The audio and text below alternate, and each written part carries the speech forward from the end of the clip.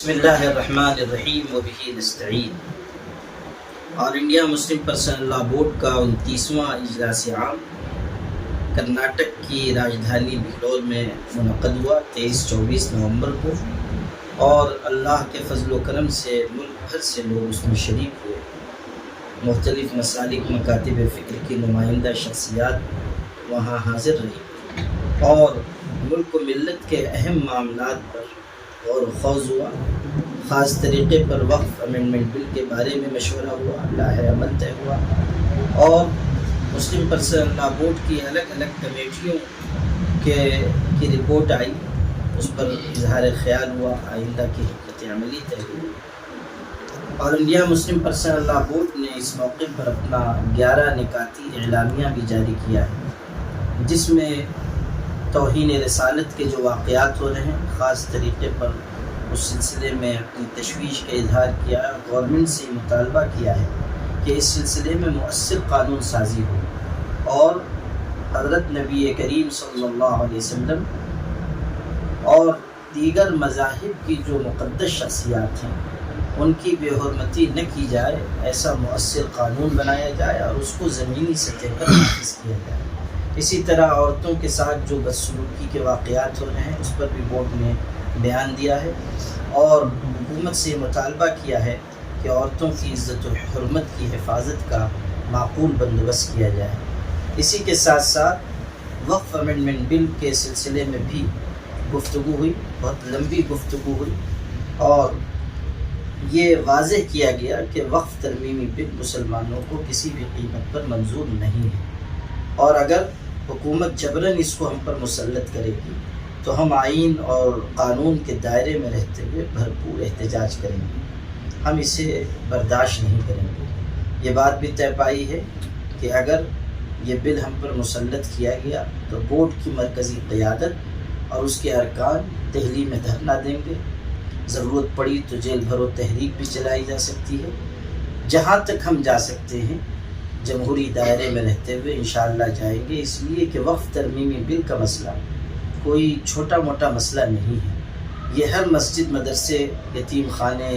درگاہ، امام بارگاہ سے جڑا ہوا مسئلہ ہے، اور اس میں بہت حساسیت ہے، اس لیے اس کو یوں چھوڑا نہیں جا سکتا ہے، اور گورنمنٹ سے مطالبہ کیا گیا ہے کہ وہ اس بل کو واپس لے لے۔ اسی طرح اپوزیشن پارٹی سے کہا گیا ہے کہ وہ اس سلسلے میں اپنا رول نبھائیں، اور جو الائنس پارٹیاں ہیں، نتیش کمار کی پارٹی ہو یا نائیڈو جی کی پارٹی ہو، ان سے بھی کہا گیا ہے، مطالبہ کیا گیا ہے کہ وہ اس بل کو منظور نہ ہونے دیں۔ ابھی تو 10 نومبر کا جو سیشن تھا اس میں یہ معاملہ نہیں آیا، آگے بڑھ گیا ہے، اور اللہ کی ذات سے امید ہے کہ کوئی نہ کوئی حل اس کا نکل آئے گا۔ مسلم پرسنل لا بورڈ کا اسٹینڈ کلیئر ہے کہ وقف ترمیمی بل کو مسلمان پوری طرح مسترد کرتے ہیں۔ ہم یہ نہیں کہہ رہے ہیں کہ فلاں ترمیم ہٹا دیجئے، فلاں ترمیم ہٹا دیجئے، ہم ٹوٹلی اس کو ریجیکٹ کرتے ہیں۔ اسی طرح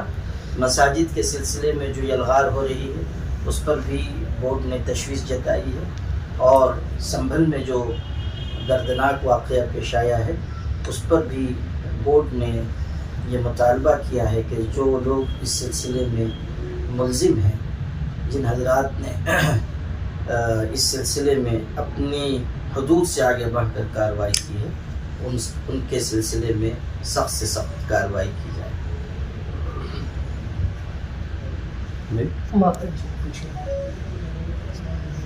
مہاراشٹر میں اسمبلی کے الیکشن ابھی ہوئے ہیں، مولانا سجاد نعمانی کی طرف سے کچھ ناموں کا اعلان کیا گیا تھا، اور اس کے بعد بڑے پیمانے پہ اعتراض بھی، اور ایک جلسے سے، بڑے جلسے سے جو ہے مولانا کو جہاں تک بات اس کی ہے کہ حضرت مولانا سجاد نعمانی صاحب نے ایک فہرست جاری کی، لوگوں کو ووٹ دینے کی اپیل کی، تو اس سلسلے میں مجھ سمیت بہت سے لوگوں کو ان سے اتفاق نہیں ہے، اور اسی وقت جب ابھی نتیجہ آیا بھی نہیں تھا، جس وقت انہوں نے فہرست جاری کی تھی، اس وقت بھی میں نے براہ راست حضرت مولانا سے یہ عرض کیا تھا کہ اس سے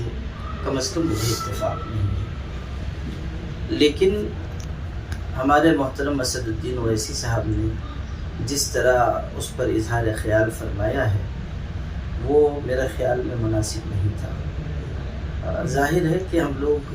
کسی سے اختلاف رائے کا اظہار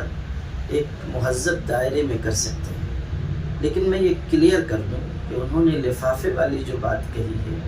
وہ مولانا سجاد صاحب کے بارے میں نہیں کہی ہے، اس کا پس منظر دوسرا ہے۔ وہ اورنگ آباد کے علماء کرام، بعض علماء کرام کے پس منظر میں وہ بات کہی گئی ہے، لیکن وہ بات بھی ہمارے اسد الدین اویسی صاحب جیسے معقول اور سلجھے ہوئے شخص کی زبان سے اچھی نہیں لگی۔ علماء کرام کو براہ راست اس طرح مخاطب کرنا میں نہیں سمجھتا ہوں کہ اس کی کوئی تائید کر سکتا ہے۔ میں نے جس وقت مولانا محمود مدنی صاحب دامت برکاتہ نے اویسی صاحب کے بارے میں کچھ باتیں کہی تھی، اس وقت بھی میں نے بیان دیا تھا اور یہ کہا تھا کہ اس طرح کی باتیں اس لب و لہجے میں نہیں آنی چاہیے، لیکن اویسی صاحب نے بھی جو کہا ہے ہم اس بات کو پھر دہرا رہے ہیں کہ اگر کوئی اختلاف ہے بھی تو ہم اس کا اظہار سلیقے کے ساتھ کر سکتے ہیں، اس طرح کہ آپ بالکل ذاتیات پر آ جائیں، میرا خیال میں یہ بات مناسب نہیں ہے۔ گرچہ بے سلیقہ ہو بات، گرچہ بے سلیقہ ہو کلیم، بات کہنے کا سلیقہ چاہیے۔ اور ہمارے اویسی صاحب سمجھ بوجھ کر بولتے ہیں، ناپ تول کر بولتے ہیں۔ میں نہیں جانتا کہ اس دن کس طرح وہ جذبات کے رو میں بہہ گئے، مگر کئی باتوں کو خلط ملط کر دیا جا رہا ہے اس میں، اور لوگوں کو چونکہ پورا پس منظر نہیں معلوم ہے اس لیے بہت ساری باتیں چل رہی ہیں۔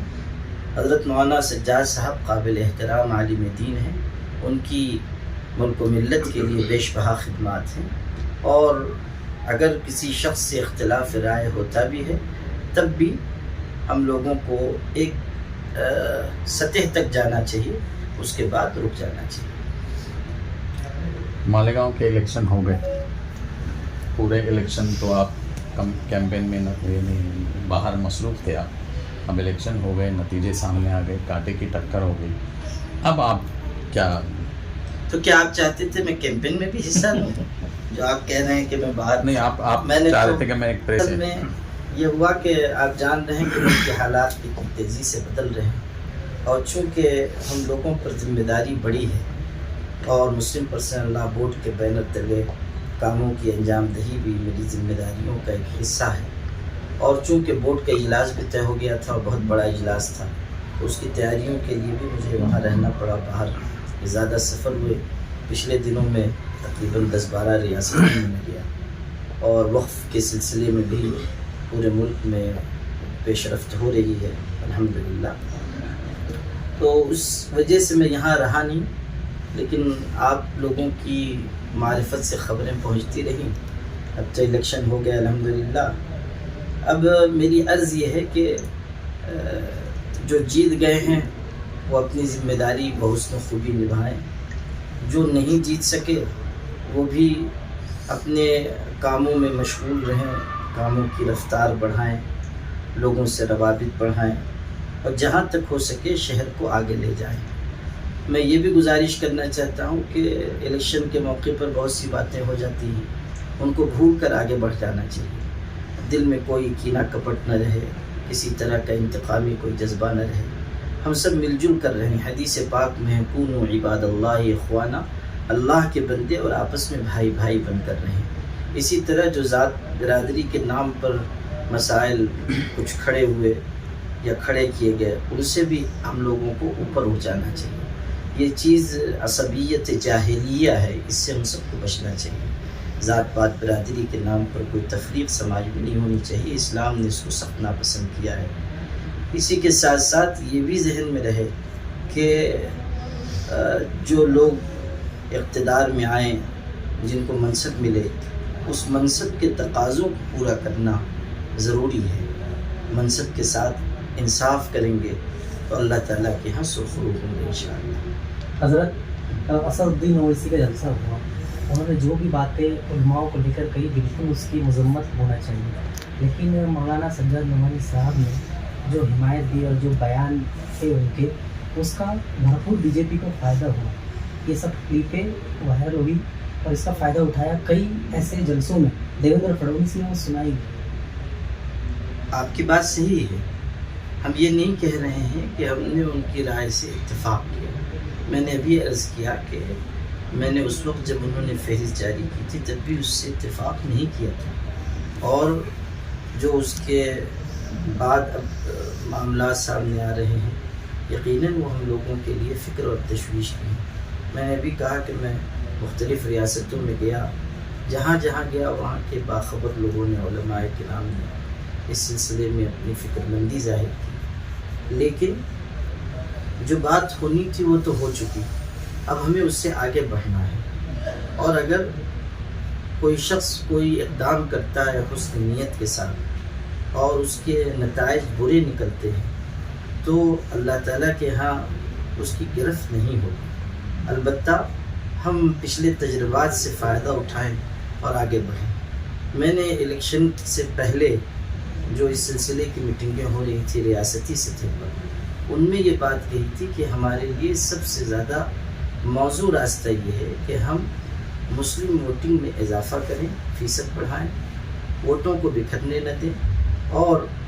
एक निकाती एजेंडा हो कि हम देश को मजबूत करने वाले उम्मीदवारों को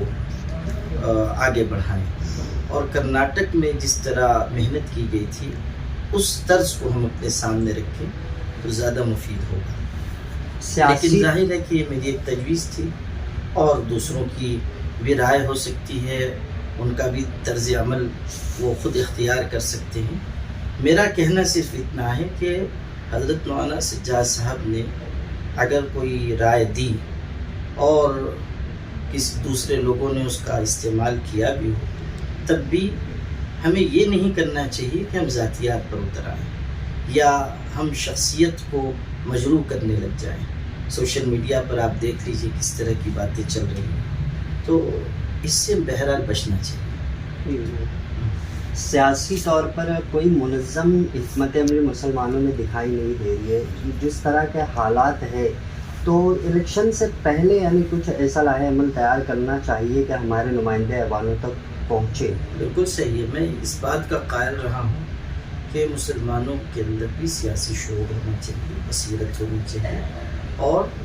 सोच समझ कर हम लोगों को इक़दाम अमल करना चाहिए, और ऐसे नुमाइंदे जो कामों को आगे बढ़ा सकें, जो अच्छी मजबूत नुमाइंदगी कर सकें, उन्हें हमें ज़रूर आगे बढ़ाना चाहिए, उनको चुन कर लाना चाहिए, और उनके ज़रिए हमें मज़लूमों की आवाज़ ऊपर तक पहुँचानी चाहिए। इदारे हैं, उनका अपना एक दायरे कार है, और आम तरीक़े पर वो सियासी कामों में हाथ नहीं डालते, लेकिन मैं इसकी ज़रूरत महसूस करता हूँ, और आम मुसलमान भी महसूस करते हैं कि कोई ऐसा रास्ता बनाया जाए कि आप जमीयत से नहीं, मुस्लिम पर्सनल बोर्ड से नहीं, तो कम से कम उलमा जमा होकर कोई एक राह अमल तय करें और उसके मुताबिक कामों को आगे बढ़ाएं और मुसलमानों के